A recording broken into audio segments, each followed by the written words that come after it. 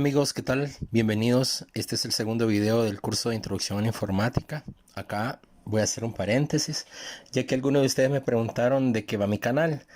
Pues déjenme decirles que tengo más de 20 años de dedicarme a la programación y he hecho a lo largo de mi carrera otros roles como tester, analista de sistemas, analista de requerimientos, he estado liderando equipos de trabajo, etcétera.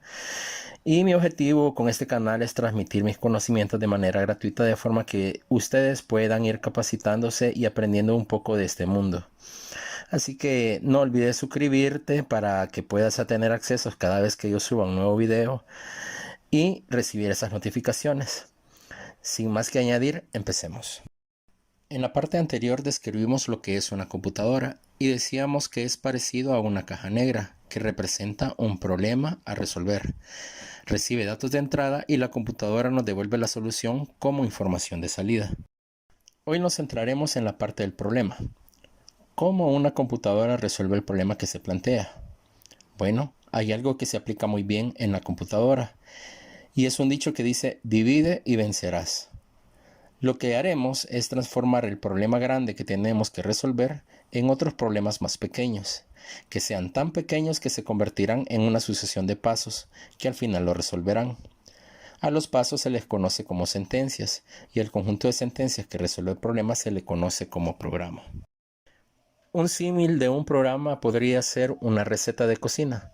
Primero se muestran los ingredientes que se utilizarán y luego paso a paso se utilizan los ingredientes para crear un platillo exquisito o sencillo, dependiendo de la receta. Un programa es igual, y cada programa produce en la memoria del computador una solución a un problema, es decir, un platillo exquisito si queremos ver la comparación, que satisface una necesidad de un usuario de la computadora. A los programas se le conocen como software, ya que son abstractos, no se pueden tocar. Existen solo en la memoria de la computadora. El software se puede clasificar en tres grandes categorías. Primero, el software de aplicación. Segundo, el software de sistema. Y tercero, el software de programación. Cada una de estas categorías tienen miles de subcategorías a las que podríamos hablar horas y horas. De momento nos centraremos en estas tres. Hablemos primero del software de aplicación. Este software es el que consume el usuario final y es producido para un fin específico. Cumplen una tarea específica y reciben un nombre específico, pudiendo ser un nombre comercial o no. Por ejemplo, el software que utilizamos en la oficina cuando hacemos ediciones de fotos o de videos, el software de inventario, facturación, puntos de venta de negocio, un videojuego, etc. El software de programación no es más que el software que produce otro software por medio o a través de un lenguaje de programación. Es por medio de este software que se construyen los programas que ayudan a resolver los problemas específicos del usuario. Un ejemplo del software de programación pueden ser los IDEs, que están compuestos por compiladores, intérpretes, enlazadores, depuradores, editores de texto, etc. Hablaremos de esto más adelante. El software del sistema es donde se ejecutan los otros dos tipos de software. Su propósito se centra en gestionar los recursos físicos de la computadora, el hardware, y administrar la memoria interna de la máquina, y también ofrecer una experiencia de uso para que pueda interactuar y controlar el sistema. Ejemplos de software de sistema podría ser un cargador de programa, los sistemas operativos, los controladores, las herramientas de diagnóstico, servidores, etc. Como ya mencionamos en el video anterior, la memoria de la máquina es donde se carga la información. Esta memoria no son más que celdas eléctricas y a cada celda se le conoce como un bit. El bit solo puede tener dos estados, apagado o encendido. Y cuando se juntan los bits se pueden armar diferentes códigos. La agrupación más pequeña de bits se le conoce como byte, que es igual a 8 bits. Un byte puede formar 2 a la octava potencia de combinaciones, es decir, 256 combinaciones, que forman un código llamado ASCII. Cada combinación representa una letra o un símbolo en la máquina. Y se pueden formar muchas más combinaciones agrandando el número de bits en el conjunto, siempre agrupando en múltiplos de 8 bits. Así se pueden armar combinaciones de 1, 2, 4 u 8 bytes en la memoria, etc. para diferentes tipos de datos que se deben almacenar en la memoria. Hablaremos de los tipos de datos más adelante. Internamente, la memoria no es más que un conjunto de bits, ceros y unos. A este código de ceros y unos se le conoce como código binario.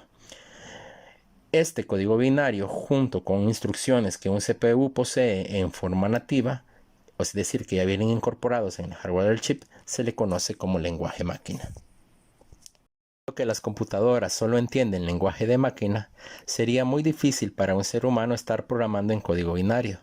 Es por eso que se desarrollaron lenguajes de programación. Estos lenguajes tienen una semántica y una sintaxis específica a cada uno de ellos, y que es fácil de entender y aprender al ser humano. Sin embargo, acá surge una pregunta: ¿cómo se traducen las sentencias de un lenguaje de programación a instrucciones de lenguaje máquina? Bueno, la respuesta es sencilla. Cada lenguaje de programación trae incorporado un traductor, que es otro programa que convierte el lenguaje de programación en lenguaje máquina, y a estos programas se le conocen como compiladores o intérpretes. Un compilador es un programa que convierte el código fuente de un programa al lenguaje máquina sin ejecutar el programa. Es decir, toma todo el código fuente, que es el programa en el lenguaje de programación, y lo convierte al lenguaje binario, que puede ser ejecutado por el computador. Por lo general, un compilador crea un archivo ejecutable. Dicho archivo es llamado por el usuario a través del sistema operativo cuando se desea utilizar el programa. Un intérprete, por otro lado, convierte cada sentencia del lenguaje de programación en instrucciones del lenguaje máquina en el momento en que se está ejecutando. Por tal razón, no necesita crear un archivo de ejecución.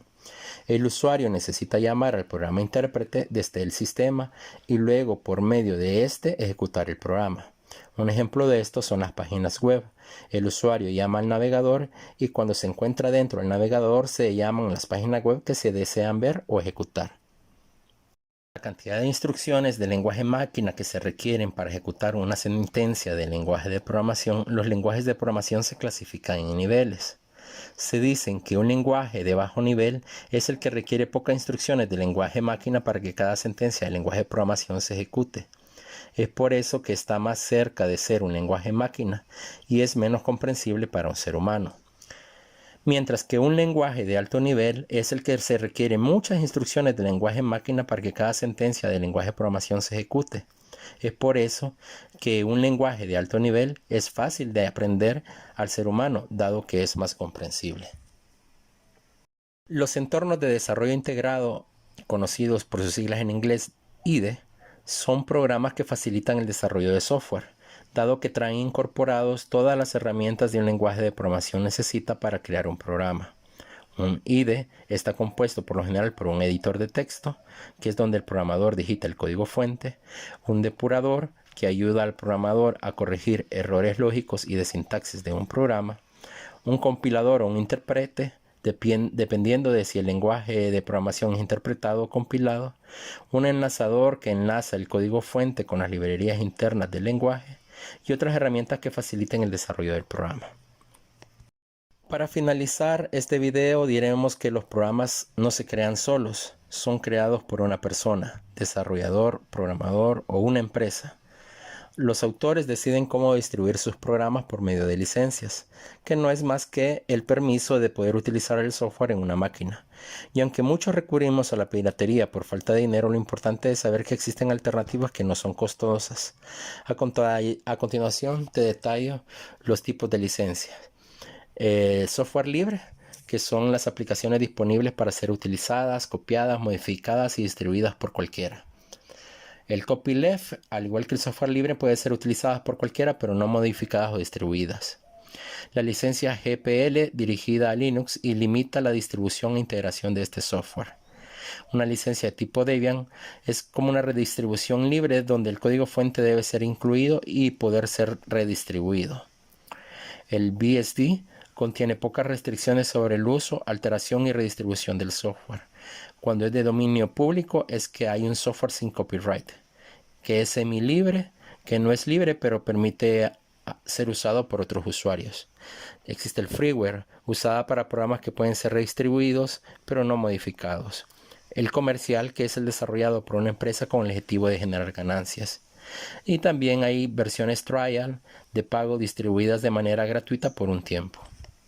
Personal, soy partidario del software libre. Para cada software de pago existe una alternativa de software libre, pero dado que son gratis requieren un poquito más de conocimiento para saberlas utilizar. Pero nada es imposible si te lo propones.